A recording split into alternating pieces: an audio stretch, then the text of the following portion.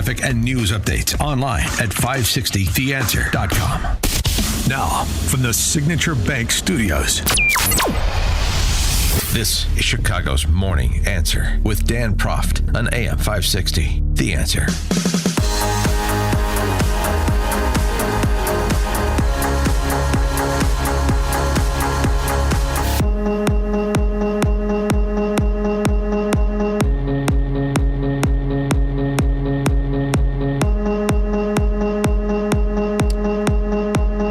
Top of the morning, Dan Proft here. A new study from the American Enterprise Institute on the impact of immigration. A lot of detail here. The net of the study argues that the net of immigration, even low-skilled immigration, is positive. To plumb the depths of the methodology and the results here, pleased to be joined by Alan Viard, Senior Fellow Emeritus at the American Enterprise Institute. Alan, thanks for joining us. Appreciate it. Thanks, Dan. Glad to be here. I have a question for you at the outset here. Just reading through the report that you guys produced. When where you document things like the percentage of U.S.-born individuals who are employed versus the percentage of foreign-born, both all as well as recent arrivals, are you distinguishing between legal and illegal? So those numbers do not. Yeah. So some of the data sets, are not able to make that distinction, or they don't make that distinction, which means that we, when using the data sets, are unable to draw that distinction. Yeah, and I'm not suggesting that anything untoward about that. Just using the data available, but I just think that has to lead to an asterisk with respect to some of this data, because you have tens of millions of people, ostensibly, we don't know really, but presumably in this country illegally. And if you're not sort of including their impact as compared to U.S. citizens, as compared to people here illegally who are recent arrivals, without legal authorization, but have been granted authorization to stay, say, for example, pending an asylum claim. There's other relevant distinctions, too, such as their age and their education and so forth. But to focus on what you've just highlighted, legally present versus illegally present, from a fiscal perspective, and again, that's the focus of the study, the tax and budget. From a fiscal perspective, the immigrants who are here illegally are actually better for the government treasury. They do pay a significant amount of taxes. There's some of them who are working off the books, since they don't pay income taxes or payroll taxes, but many of them are on the books. They, in many cases, are using a fake or stolen Social Security number, but they are, as a result, paying income taxes and payroll taxes. Of course, all of them will pay sales taxes and excise taxes, and yet they receive very limited government benefits. At the federal level, really almost nothing. At the state and local level, they receive public schooling. I mean, that's another distinction we can get into if you want, is the impact of the federal level versus the impact of the state and local level, because those are significantly different from each other. Well, right. I mean, not just schooling, but I mean, the big ticket item, even bigger than schooling, is Medicaid coverage. I mean, I know in Illinois that the number in the last fiscal year was in the neighborhood of $1.5 billion. Well, immigrants here illegally are ineligible for Medicaid except for emergency care if the state chooses to cover them. So, I don't know how that really stacks up as being the biggest item in view of that. Obviously, they were fully eligible for Medicaid. Yeah, that'd be a really big deal, because Medicaid is a huge item in state budgets. But there is that restriction. Well, but that's and part of the federal suits in the direction of sanctuary states is over this very issue, since it's a federal state program. But I mean, what the strictures of the program say versus how it's actually implemented in a sanctuary state like Illinois, I'm pretty confident are two different things. Well, I guess you'd have to look at the details in each state, but frankly, I think that if someone was here illegally, if anything, they'd be reluctant to step forward even to claim the narrow category of benefits that they are entitled to, given that would expose them to the federal government. Just on the one more on this, the recent arrivals, you say 64% of recent arrivals are employed, but again, just for emphasis, we don't have any idea what the distribution is in that category of recent arrivals here legally versus recent arrivals here not legally? Well, we don't show that in the table. I mean, we do have some sense of it, and a lot of the recent arrivals are in what I earlier called the semi-legal status. That is to say, they entered the country without legal authorization, but then have been granted some type of authorization to remain temporarily, maybe until their asylum claims are resolved, for example. Well, do you have any idea then of that 64% of recent arrivals who are employed? Like, what percentage of that are people who are here illegally and have not been granted any work authorization or temporary legal status? No, I don't have that specific number. But in general, people who come here illegally, the large majority of them come here to work. I agree. Because that's really the only way they're going to be able to have an income here. And that obviously there's a whole lot of issues involved with respect to people being here illegally. I think everyone would agree that it's not an ideal situation to, on the one hand, have a set of laws that says, such and such group of people are allowed to enter, and then to have an actual situation where other people are here in this, undesirable status. But, the people who are illegally, they generally do come here to work. Now, they're often, low skilled. They're working at low skilled jobs.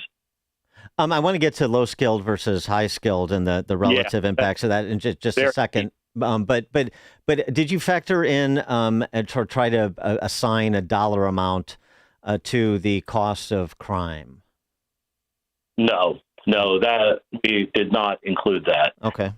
So let's talk a high skilled versus low skilled, sort of the H-1Bs versus the lower skilled. So how does that work out in terms of cost benefit? So the fiscal impact is dramatically different depending upon the skill level, and that's usually measured, by the educational status. But there's other ways you could look at it as well.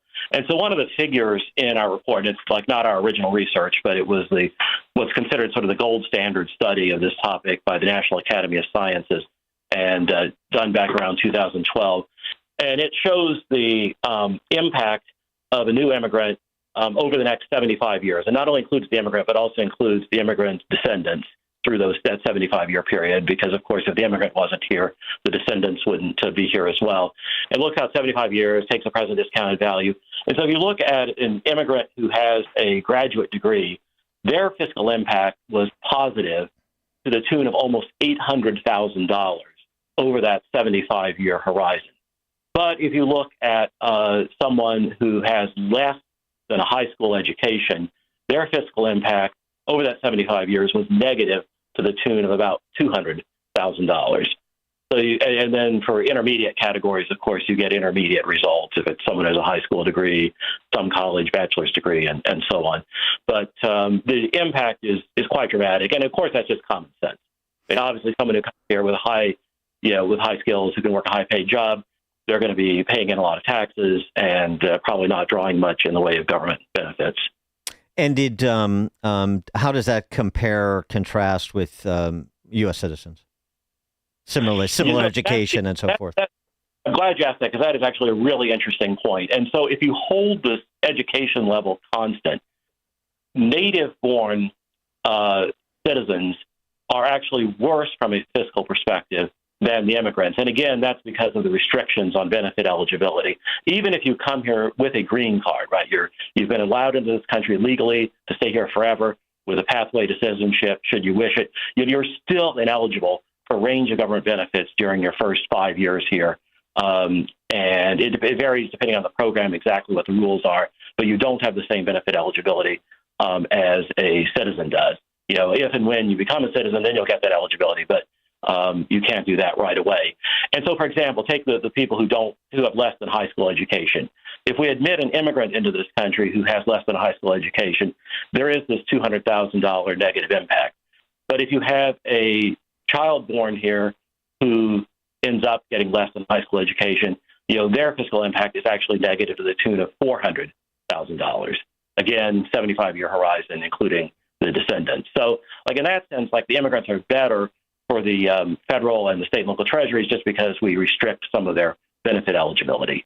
But it does make a big difference in each case what their education level is. Yeah. Yeah. I mean, that shouldn't come as much of a surprise, I suppose. No, you've got to figure that's true. Now, there are various indirect effects that, most studies don't include and that are really hard to include to like quantify them exactly. And in general, those indirect effects actually make the fiscal picture more favorable for immigrants and actually for native-born as well. But, there's things like capital changes in capital tax revenues and in the case of high-skilled workers, possible changes in productivity growth. And so in that sense, like all these impacts may be more favorable, and also the fiscal gap. But let's go to whatever you're interested in here rather than me. I just like in terms of did you look at this from in a geographical perspective in terms of immigrants from South and Central and South America or the Western Hemisphere versus the Eastern Hemisphere, Central South America versus Africa versus Europe versus Asia. Did you look at that? And if you did look at that, were there any noticeable distinctions? The studies that are out there, and again, our report is really a summary of the existing studies, generally don't break it down by the geographical region of origin. My own guess would be that wouldn't have much of an independent impact once you control for education levels and some of the other variables like age and so forth. But of course, there easily could be a difference in the educational backgrounds of immigrants from different parts of the world, and then that would, like we just discussed. So, I mean, in part, I suppose what this fiscal picture suggests is that, number one, legal immigration is something we need to power this $25 trillion economy. Number two is we may need to even have legal immigration that includes some sort of temporary worker program, which we've had in this country's history in the past.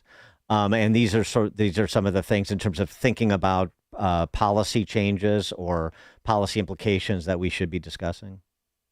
Yeah, no, I think that's right. Obviously, the fiscal impact is only one factor to be taken into account in the immigration policy. But I think that people who do say, "Oh, we've got to block immigrants because they're depleting the government treasury, they're drawing all these benefits and not paying taxes," like that is not a good reason to object to wide categories of immigrants. Again, it has a little bit of validity with respect to the immigrants with lower education.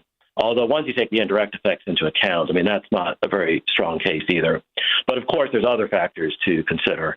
Yeah, that we make distinctions between U.S. citizens and people here illegally or non-U.S. citizens. That's or just a conversation about the welfare state in general, including for U.S. benefits that are given to U.S. citizens too, because some of the data suggests that there is. As you say, some incentive that people are coming to this country.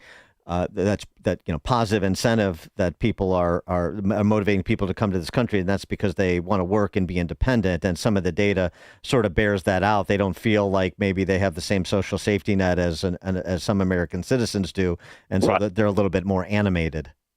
Yes, that's right. That's right. Alan Viard is a senior fellow emeritus at the American Enterprise Institute. The report that AEI just released, The Fiscal Impact of Immigration, an update. Check that out. Post that for your consumption as well. Alan, thanks so much for joining us. Appreciate it. Thanks, Dan. And he joined us on the Turnkey.Pro answer line. This is the morning show more Chicago radio listeners are choosing. This is Chicago's Morning Answer on AM 560. The Answer. I'm alpine skier Michaela Schifrin. I've won